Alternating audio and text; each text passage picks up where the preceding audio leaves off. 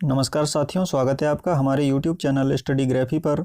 साथियों, आज हम पढ़ रहे हैं कुछ महत्वपूर्ण प्रश्न बाल विकास एवं शिक्षा शास्त्र के, चाइल्ड डेवलपमेंट एंड पेडागोजी के, जो सभी परीक्षाओं के लिए उपयोगी हैं। मुख्य रूप से सीटेट, यूपीटेट, रीट, एचटेट और मध्य प्रदेश संविदा शिक्षक वर्ग 3 के लिए।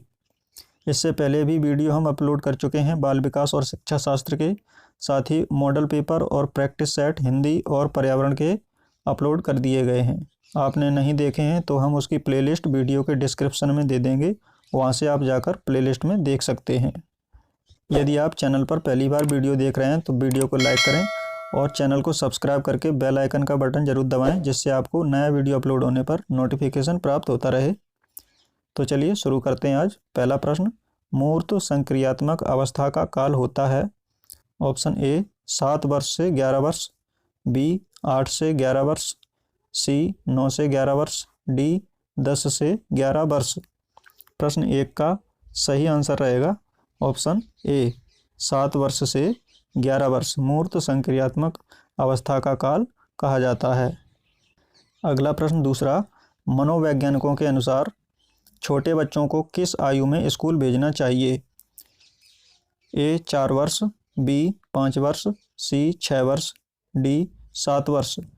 मनोवैज्ञानिकों के अनुसार बालकों को 5 वर्ष की आयु में स्कूल भेज देना चाहिए। प्रश्न 2 का सही आंसर ऑप्शन बी है 5 वर्ष। अगला प्रश्न 3, दूध के दांत होते हैं। Option A 18, B 19, C 20, D 21। तो साथियों, इसमें बताना दूध के दांत कितने होते हैं। इसका सही आंसर है ऑप्शन बी, दूध के दांत 19 होते हैं। ऑप्शन बी इसका सही आंसर है। अगला प्रश्न चौथा, सफल होने से बढ़कर कोई सफलता नहीं है। सफल होने से बढ़कर कोई सफलता नहीं है, यह कथन थॉर्नडाइक के किस नियम से संबंधित है। ऑप्शन ए मनोवृत्ति का नियम, ऑप्शन बी आंशिक क्रिया का नियम, ऑप्शन सी तत्परता का नियम, ऑप्शन डी प्रभाव का नियम। प्रश्न 4 का सही आंसर है ऑप्शन सी तत्परता का नियम। तो साथियों, तत्परता का नियम ये थॉर्नडाइक महोदय ने दिया था। अगला प्रश्न 5वां, निम्नलिखित में से कौन उद्दीपन अनुक्रिया एसआर अधिगम सिद्धांत से संबंधित नहीं है। 3 विद्वान अनुक्रिया अधिगम सिद्धांत एसआर थ्योरी से संबंधित हैं और एक विद्वान इसमें संबंधित नहीं है, वो बताना है। Option A Kohler, option B Pavlov, option C Skinner, option D Thorndike. साथियों, प्रश्न 5 का सही आंसर है ऑप्शन ए कोहलर। कोहलर महोदय एसआर थ्योरी से संबंधित नहीं है, जबकि पावलोव, स्किनर और थॉर्नडाइक ये तीनों ही विद्वान एसआर थ्योरी से संबंधित हैं। अगला प्रश्न 6वां, जिन व्यक्तियों को सीखने के उपरांत संतुष्टि प्राप्त होती है उन्हें सीख लिया जाता है, यह है। ऑप्शन ए प्रभाव का नियम, बी अभ्यास का नियम, सी मनोवृत्ति का नियम, डी तत्परता का नियम। प्रश्न 6 का सही आंसर है ऑप्शन ए प्रभाव का नियम। अगला प्रश्न 7, पुरस्कार एवं दंड का नियम कहलाता है। ऑप्शन ए मनोवृत्ति का नियम, ऑप्शन बी प्रभाव का नियम, ऑप्शन सी तत्परता का नियम, ऑप्शन डी अभ्यास का नियम। प्रश्न 7 का सही आंसर है ऑप्शन बी प्रभाव का नियम। पुरस्कार एवं दंड का नियम प्रभाव का नियम कहलाता है। अगला प्रश्न 8, फ्राइड के अनुसार लड़कियों में कौन सी ग्रंथि पाई जाती है। ऑप्शन ए थायराइड ग्रंथि, ऑप्शन बी इलेक्ट्रा ग्रंथि, ऑप्शन सी पिट्यूटरी ग्रंथि, ऑप्शन डी इडिपस मनोग्रंथि। प्रश्न 8 का सही आंसर है ऑप्शन बी इलेक्ट्रा ग्रंथि। फ्राइड महोदय के अनुसार लड़कियों में इलेक्ट्रा ग्रंथि पाई जाती है।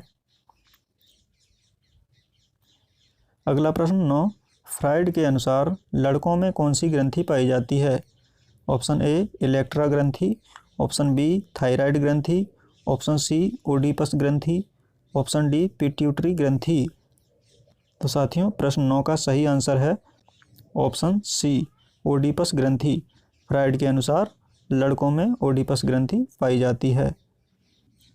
अगला प्रश्न 10, निम्न में से किसने किशोरावस्था को संकट की उम्र कहा है।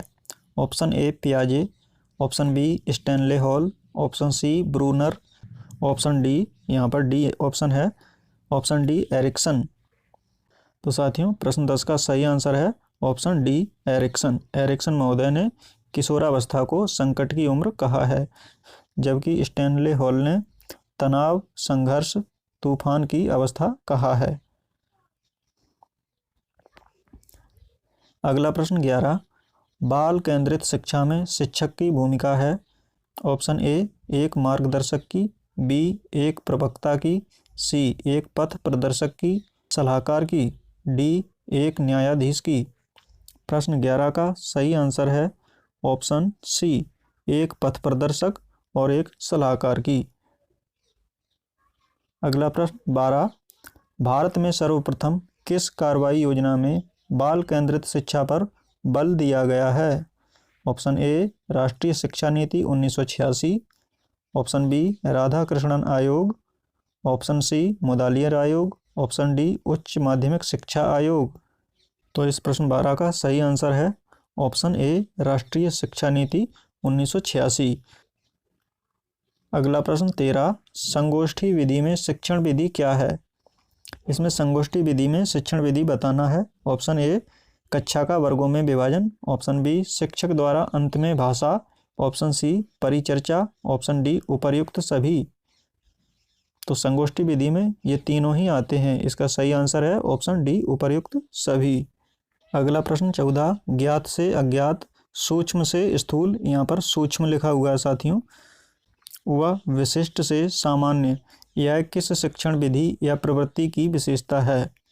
ऑप्शन ए अभिनय, ऑप्शन बी आगमन, ऑप्शन सी निगमन, ऑप्शन डी समस्या समाधान। तो ये बताना है, इसमें ये शिक्षण विधियां दी गई हैं, ये सभी आगमन विधि के अंतर्गत आती हैं। ऑप्शन बी इसका सही आंसर है, आगमन विधि। अगला प्रश्न 15, निम्नलिखित में से एक विधि आगमन विधि से संबंधित नहीं है। साथियों इसमें 3 विधियां आगमन विधि से संबंधित हैं और एक विधि संबंधित नहीं है, उसे बताना है। ऑप्शन ए सामान्य से विशिष्ट की ओर, ऑप्शन बी विशिष्ट से सामान्य की ओर, ऑप्शन सी ज्ञात से अज्ञात की ओर, ऑप्शन डी स्थूल से सूक्ष्म की ओर।